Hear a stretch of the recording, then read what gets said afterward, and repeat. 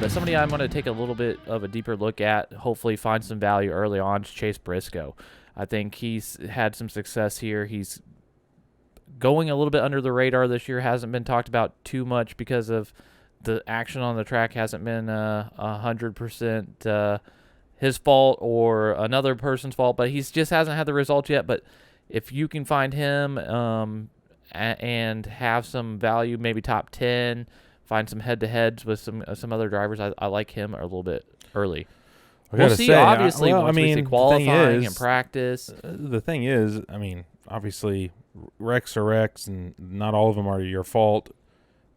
But outside of Kevin Harvick, Stewart-Haas, again, has not looked that great. Priest had a decent run in Daytona for a little bit. So they've had moments. Obviously, Priest also had a nice little run at the Clash. But the results really aren't there. So I hear what you're saying, because Briscoe had a really strong start to the year last year. And he needs to have a good race early on, because he had a decent season. He definitely had some downers last year, but he had some high marks too.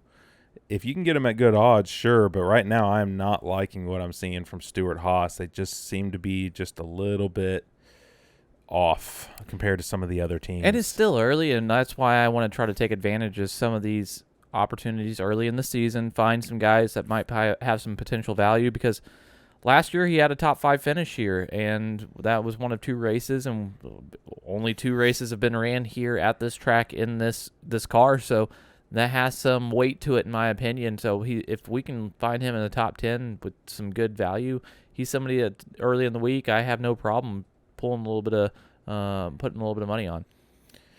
Yep. Well, that's your call. I think I would fade that one until I see a little track action, which obviously you see some track action and it's looking good. You're not going to get as good of odds.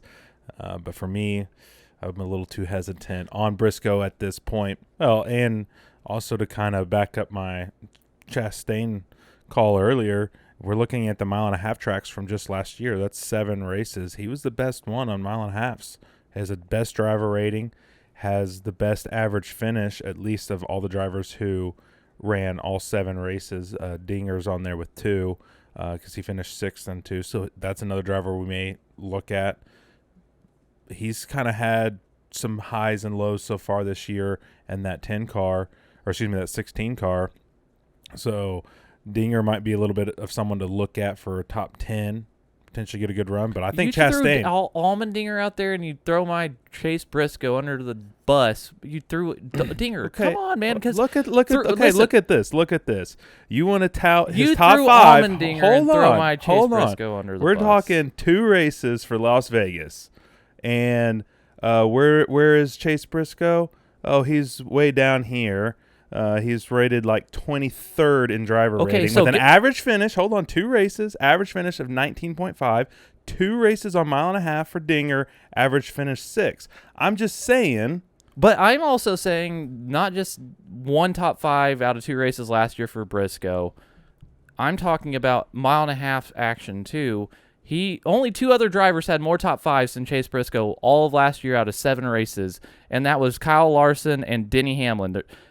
3. Martin Truex was also there.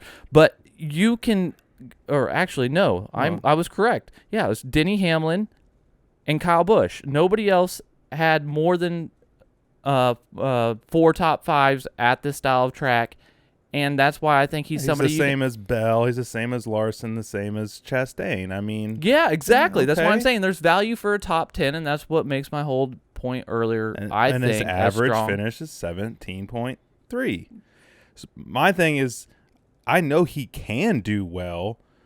I just haven't really liked what I've seen out of that 14 team this year, and I have seen some decent runs out of Allmendinger this year. So far with this car, that makes me say, hey, you're probably going to get longer odds on Allmendinger for anything. I think he was like 101 to win the race. I don't think that he would win the Las Vegas, but he certainly can. But a top 10, you're looking at Briscoe, you might get plus 120, 130. You're looking at Dinger, you might be all the way up to 170, 200s. That's just what you can have your play. and it can definitely hit. I'm not seeing it. I don't feel comfortable enough to do that. I would rather take a little bit longer shot on something like that. But my main play would be Chastain, though. Oh, yeah, he's solid. But no, there's a lot of fun that is still left to be unpacked and everything as we get more information with Las Vegas. We're going to be updating all of our spreadsheets and everything. We have our free sheet online at losinggripodcast.com. Go check that out, and we'll have all of the information associated with the upcoming races on there. It's something we're giving away for a few weeks. Check it out while you can. It's real quick and easy to find there. Some of the data you want to talk about, some of the stuff they'll see in there, Jeremy? Yeah. One of the things that they will see in the performance sheet is, like you said, Chase Briscoe has 3 top 5s, but he also only has 3 top 10s, and you compare him to some other drivers who have a lot more. So a little bit of selective data right there on your part. I see what you're doing. But you can view it all. But you can see it all. You can see the driver rating, and as the week goes on, salaries come out. Once we get, obviously, starting positions and the sheet really starts to come alive, you can look at our head-to-head tool, which I used myself quite a bit this week, and maybe also a little salty because I put Briscoe and Jones in the head-to-head, and it's tight.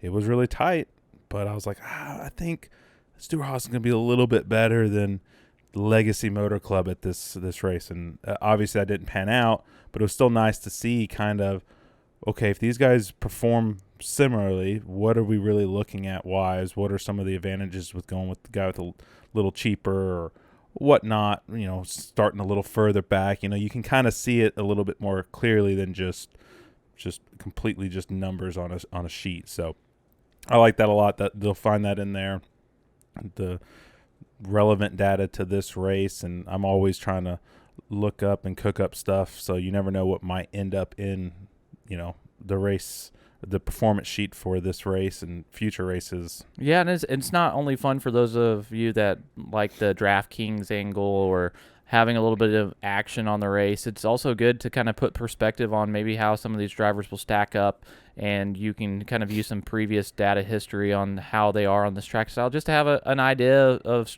how the teams might strategize this week, or however you want to view it. It's there for the taking. If you enjoyed that clip, then you'll love the full episode. Available on all major streaming podcast platforms. If video podcasts are more your thing, we put the full episodes up on our website, losinggripodcast.com.